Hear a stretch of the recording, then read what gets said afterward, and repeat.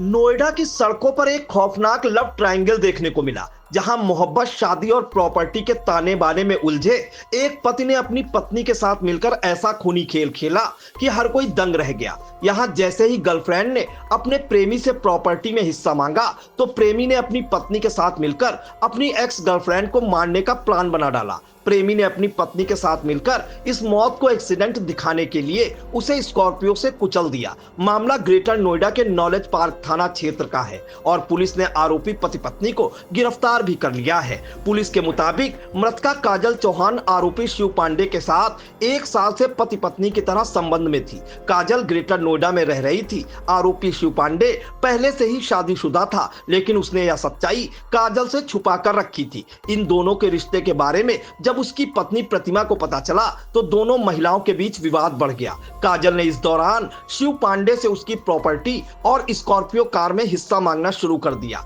DCP greater Noida साद मियां खान के मुताबिक जायदाद में हिस्सा मांगने की बात जब पत्नी प्रतिमा को पता चली, तो दोनों पति पत्नी ने मिलकर काजल को रास्ते से हटाने की योजना बनाई। दोनों ने शातिर तरीके से हत्या की साजिश रच डाली। शिव पांडे ने 16 जनवरी 2025 को काजल को ग्रेटर नोएडा स्थित तुगलपुर बुलाया। यहाँ वह अपनी पत्नी प्रतिमा के साथ स्कॉर्पियो कार में पहुंचा।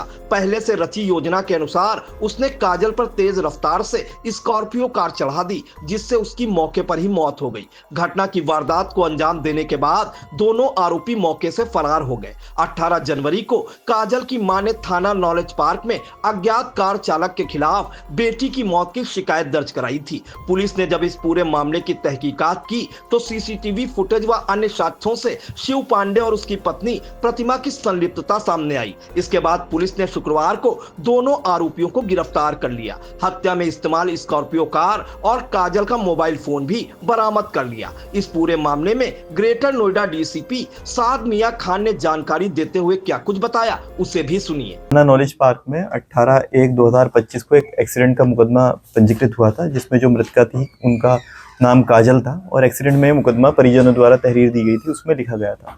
इसमें एक्सीडेंट जब ये लिखा गया तो हमें कुछ क्लूज मिले और कुछ जो हमें इन्फॉर्मर्स हैं उनकी सूचना मिली कि इसको हम एक अन्य एंगल, मर्डर के एंगल से भी इसमें इन्वेस्टिगेशन की जाए।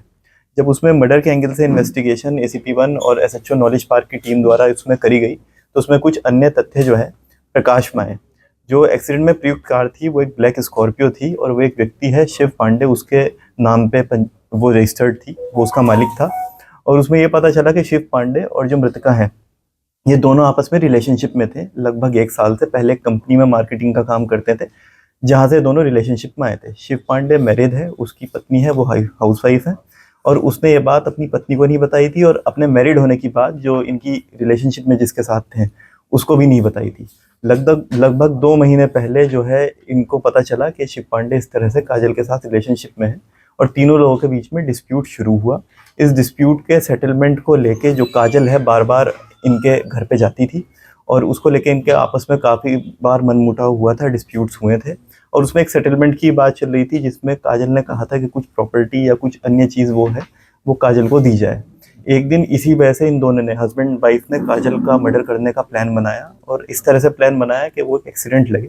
उन्होंने जब ये एक्सीडेंट हुआ 18 तारीख को, तो काजल को बुलाया तुगलपुर के आगे सर्विस लेन पे, जहाँ पे उससे वेट करने के लिए कहा। और जब वो वहाँ पे वेट कर रही तो पीछे से कार तेज़ स्पीड से लाके काजल का एक्सीडेंट कर दिया, जिसमें उसकी मृत्यु हो गई। तो ये एक्सीडेंट की धाराओं में लिखा गया था, लेकिन जैसे फिर फैक्ट्स डेवलप हुए और इन्वेस्टिगेशन में आगे बढ़ी, इसमें तरमीम किया गया है इसको मर्डर में। दोनों ये हस्बैंड वाइफ और घटना में प्रयुक्त कार बरामद हो चुकी है। ये मूल रूप से सुल्तानपुर के रहने वाले हैं। यहाँ पे सेक्टर 110 में इनका घर था। दोनों को गिरफ्तार करके जेल भेजा जा रहा है। अग्रिम विधिक कार्रवाई इसमें प्रचलित है।